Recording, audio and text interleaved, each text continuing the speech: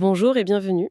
Aujourd'hui, on se penche sur une figure qui fascine, qui interroge même, le président de la République. On a souvent cette image un peu idéalisée de la personne seule au sommet qui contrôle tout. Mais est-ce que c'est vraiment ça? C'est rarement aussi simple, en effet. Notre exploration aujourd'hui, elle s'appuie sur des extraits d'un texte assez fort de Bakary Domingo Manet, Le président, un homme cerné. Rien que le titre, ça donne le ton. Oui, cerner, c'est pas l'image habituelle de la toute-puissance. Exactement. Manet, lui, il dépeint plutôt un chef d'État isolé, voire encerclé par plein d'influences différentes. Hmm. Alors son analyse, elle est basée sur le contexte sénégalais, mais on va voir que les mécanismes qu'il décrit, ça résonne bien au-delà. Tout à fait, ce sont des dynamiques assez universelles dans l'exercice du pouvoir. Il décortique vraiment les différents cercles, hein, du plus intime au plus organisé, qui tournent autour du président et qui cherchent à l'influencer. C'est ça. Donc, notre objectif aujourd'hui, c'est d'examiner ensemble cette sorte de cartographie des influences que Manet propose, comprendre qui sont ces groupes, comment ils agissent. Et comment, d'après l'auteur, ils peuvent orienter les décisions au sommet. C'est ça, essayer de voir un peu derrière le rideau. Bon, on y va? Allons-y.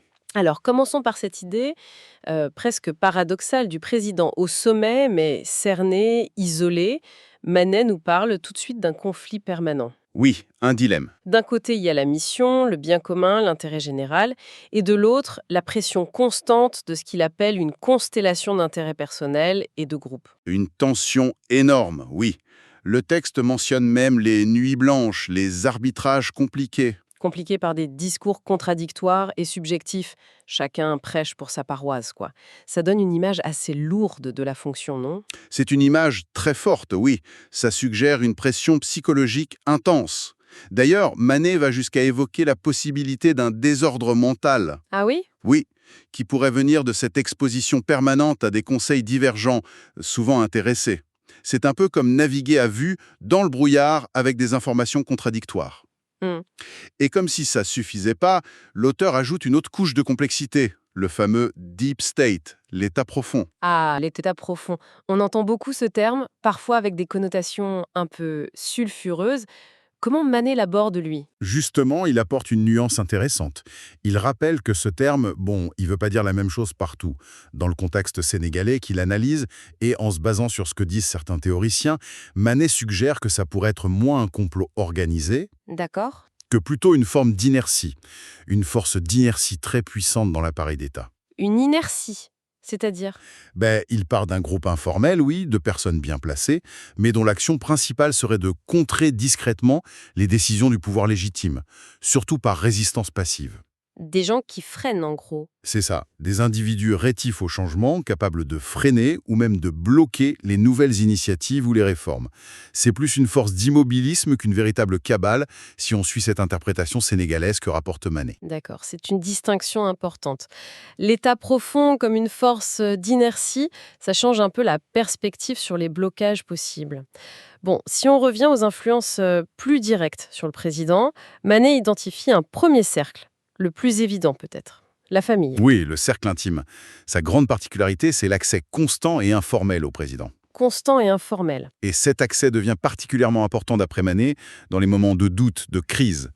La famille devient alors un refuge émotionnel. Et c'est là que ça peut coincer, si je saisis bien. Oui, le texte dit « c'est la magie de l'émotion qui opère ». Exactement. Dans cet espace privé, les liens affectifs peuvent prendre le dessus sur la raison politique. Manet pointe un risque, que la raison n'a pas forcément le dernier mot lorsque le père de famille se substitue au président.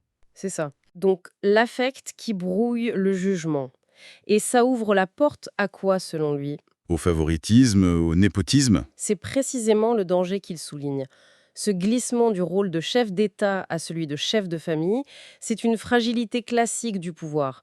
Et l'analyse de Manet s'arrête un moment sur une figure spécifique, toujours dans ce contexte sénégalais, la première dame.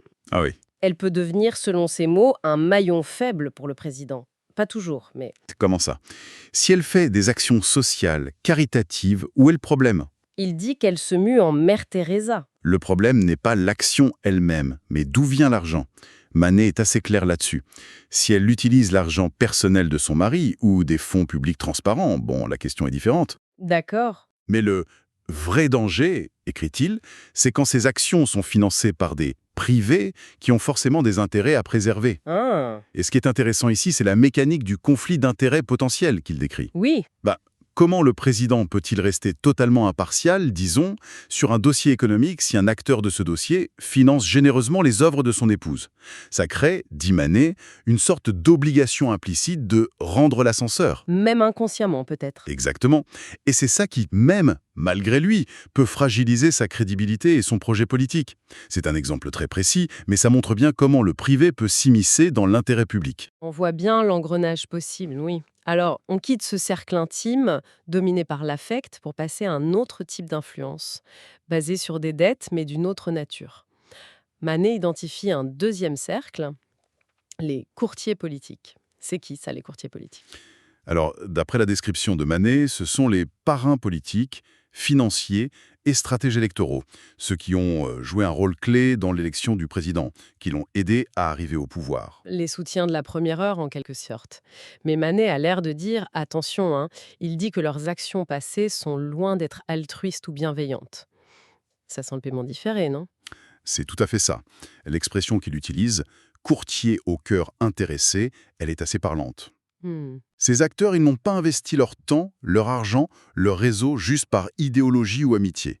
Ils attendent quelque chose en retour. Le fameux retour d'ascenseur, comme on dit.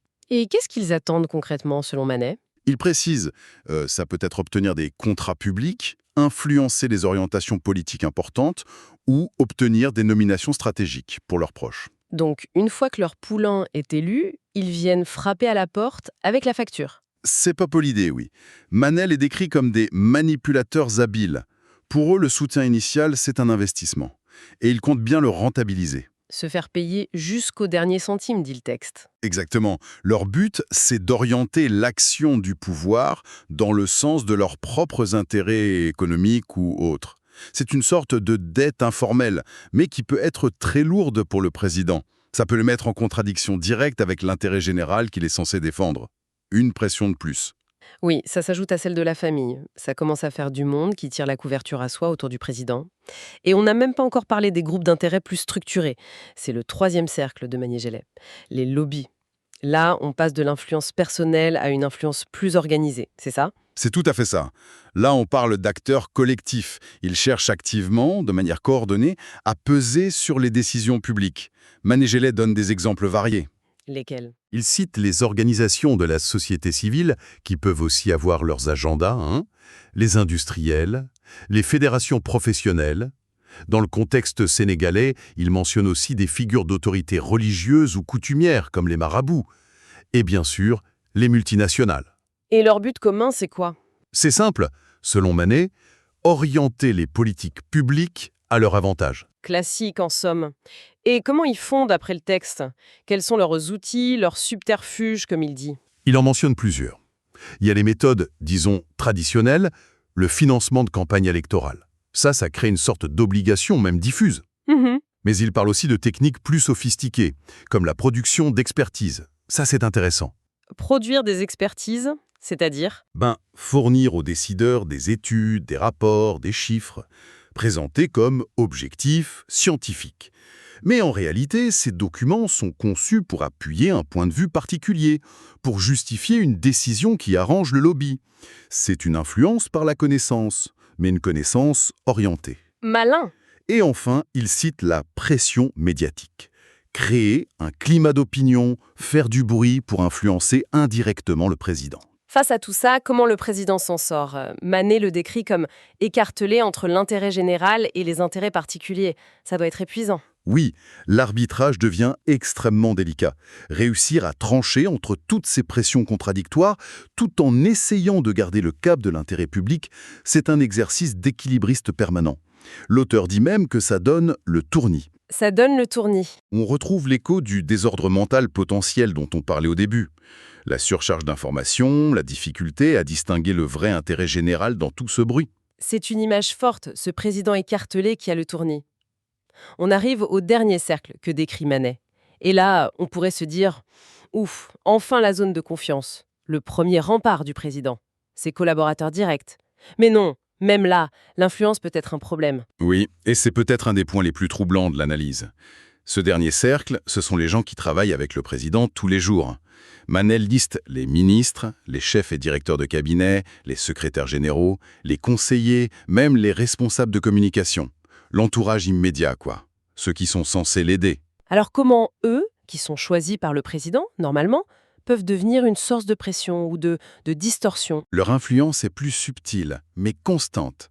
Elle passe par les informations qu'ils choisissent de remonter, ou pas, par les notes qu'ils écrivent pour préparer une décision, par les arbitrages qu'ils proposent entre différentes options, par les briefings quotidiens.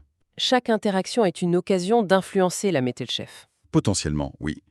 Manet souligne que le simple pouvoir de convaincre ou de persuader de certains collaborateurs, ceux qui ont l'oreille du chef, ça peut suffire à faire changer d'orientation une politique. L'influence se joue sur la proximité, la confiance, mais aussi l'habileté, la maîtrise des dossiers. D'accord. Mais il y a autre chose, non? Manet parle d'un autre problème au sein même de cette équipe rapprochée. Oui, effectivement, au-delà de l'influence de chacun, Manet pointe un phénomène très perturbateur, la guerre de positionnement entre collaborateurs. La lutte des places. Exactement. La compétition interne pour le pouvoir, pour avoir l'accès privilégié au président, pour faire passer sa ligne politique avant celle des autres. Chacun essaye de gagner en influence, de placer ses pions, de contrôler l'info qui remonte. Et ça a quelles conséquences? Manet dit que c'est de nature à brouiller les décisions. Comment ça? Parce qu'au lieu d'avoir une délibération sereine pour trouver la meilleure solution pour le pays, les réunions peuvent devenir des règlements de compte indirects.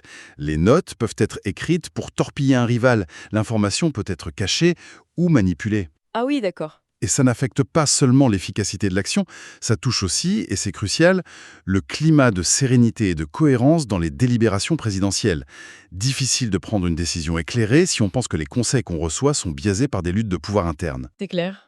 Et Manet termine cette description avec une métaphore assez sombre, une métaphore musicale.